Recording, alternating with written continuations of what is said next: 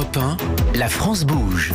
Elisabeth Assayag, Emmanuel Dutheil. Ça passe toujours très vite, surtout quand on est en train de se régaler. Alors principalement pour le moment avec les yeux. Avec les yeux, mais c'est déjà pas mal quand même. Dans quelques heures, on va quitter 2020. Et oui, c'est ça, on va quitter 2020 et on aura de quoi bien se nourrir tous ensemble. Bon, en tout cas, merci à vous tous d'être là avec nous sur Europe 1 dans la France bouge, et notamment Olivier Vohary, qui est le directeur général de Le Nôtre, qui nous accompagne pour cette émission spéciale produit de fête. Et cette dernière partie de l'émission aussi avec vous, Benoît Serre. Bonjour Benoît. Bonjour Emmanuel, bonjour Elisabeth. Bonjour. Vous êtes le vice-président de l'association des DRH. Alors tiens, on va se projeter un peu sur 2021 et 2021 dans le monde du travail. On va se poser une question. On va tous être, encore une majorité en télétravail parce que c'est ce qui est recommandé. Comment créer de la convivialité en entreprise quand on est en télétravail, Benoît ? Alors ça, c'est une question qu'on s'est posée depuis des mois. Parce qu'effectivement, assez vite, pendant le premier confinement et le deuxième, on s'est rendu compte qu'il fallait créer un lien différent qu'un lien simplement professionnel avec l'ensemble des collaborateurs, et qu'ils étaient déjà demandeurs. Donc il y a plein d'initiatives assez originales d'ailleurs qui ont été prises par les entreprises et qui d'ailleurs changent un peu la nature du job de l'entreprise. Il a fallu faire entrer l'entreprise dans la maison sans pour autant l'envahir. C'est ça, il fallait être très nuancé. Mais c'est vrai que c'est du coup compliqué de créer de la convivialité parce que regardez, l'un des meilleurs moments de l'année, en tout cas pour beaucoup d'entreprises, c'est l'arbre de Noël, les enfants viennent, il y a des cadeaux, tous les salariés souvent viennent peut-être même avec leur compagne ou compagnon. Rien du tout de tout ça cette année. On a eu un arbre de Noël bien décoré et c'est tout. Oui, vous avez un arbre de Noël que vous avez reçu par la poste en fait, donc c'est sympa quand même de recevoir. Oui, c'est vrai parce que moi j'y pense parce que nous avec Elisabeth on vient tous les jours au travail, donc on a vu l'arbre de Noël mais rien d'autre. Ouais, sinon d'autres voient la photo. Non, par contre, non, il y a eu des initiatives. Alors, hors la période de Noël, il y a eu des initiatives assez marrantes. Il y a des boîtes qui ont mis en place des concours de dessin pour les enfants, par exemple. Des collaborateurs pour, d'une certaine manière, les occuper. Vous avez aussi un certain nombre de services ou d'équipes qui se sont organisés. Comme ils ne pouvaient pas se retrouver à la machine à café, ils se sont retrouvés, ils ont fait des apéros Teams, on va dire. Mais la règle, c'était ne pas parler boulot. Il fallait l'imposer. Et il fallait, parce que sinon très vite on reparlait boulot. Et donc ne pas parler boulot. Alors au début c'est un peu difficile quand même. Dans les moments de convivialité en entreprise, on peut parler boulot en s'amusant. On critique son chef, c'est quand même le but du jeu, non ? Ah oui, mais là le chef était là. Alors justement, mais vous savez, le plus gros, le meilleur véhicule de communication interne dans une boîte aujourd'hui, c'est plutôt les réseaux sociaux.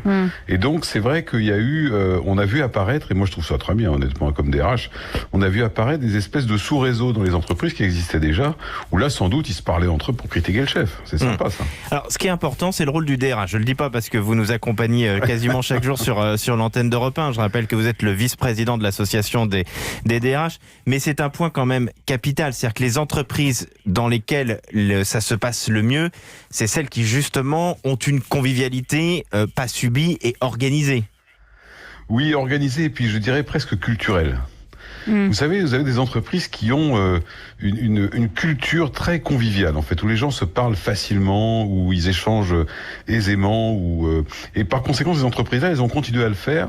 Et ça, c'était quand même le plus important. Et d'ailleurs, ça avait un effet très positif sur l'ambiance et sur, d'une certaine manière, la qualité du travail, en fait, parce que l'entreprise existait encore. Alors justement, on y vient, parce qu'il ne faut pas oublier que l'objectif de tout ça aussi, c'est que la productivité soit aussi bonne. Il ne faut pas le perdre de vue, c'est que l'objectif d'une entreprise, c'est aussi qu'elle marche. Est-ce que en favorisant cette convivialité, en favorisant ce lien social, est-ce que la productivité a été au rendez-vous ? Dans la plupart des entreprises, on a constaté que ce genre d'initiative renforçait l'appartenance. Et l'appartenance, c'est le premier degré de la motivation. Les gens comprenaient pourquoi ils étaient, malgré qu'ils soient chez eux, en train de travailler sur tel ou tel projet, même si celui-ci d'ailleurs a été quelquefois ralenti ou quelquefois temporairement gelé. Donc ça, c'est un point important parce que les entreprises, elles ont couru après deux choses pendant ces crises et continuent à courir après. La productivité, vous l'avez dit, mais également le fait de maintenir l'unité de l'entreprise.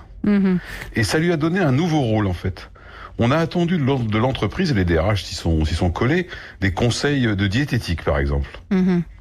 On a attendu de l'entreprise des conseils pour savoir comment je m'organise, non pas forcément dans le travail, mais pour gérer tout en même temps, c'est-à-dire ma vie personnelle et mes contraintes personnelles. Donc c'est ce que vous disiez, Benoît Serre, l'entreprise est venue petit à petit, est entrée dans la maison sans l'envahir, mais elle est rentrée dans la diététique, dans l'organisation vie perso, vie professionnelle, dans tous ces aspects-là, parce que notre vie a été chamboulée cette année. Oui, et c'est ça qui est intéressant parce que j'ai la conviction que ça va rester cette logique-là. On a vu apparaître un nouveau rôle de l'entreprise. On a vu apparaître que l'entreprise est un lieu de socialisation, d'interaction sociale, et que le seul lien qu'on a avec une boîte, c'est pas un lien de salaire ou de production. Et ça, c'est assez nouveau. Et c'est plutôt positif. Eh ben, en tout cas, on va vérifier tout cela. Olivier Voharic, vous êtes le directeur général de Lenôtre. Vous aussi, vous avez eu un peu, bien évidemment, de télétravail, même si vous avez beaucoup de gens en boutique. Du côté de l'école, j'imagine que ça n'a pas été simple de maintenir les formations. Comment vous voyez ce que vient de nous dire Benoît Serre ?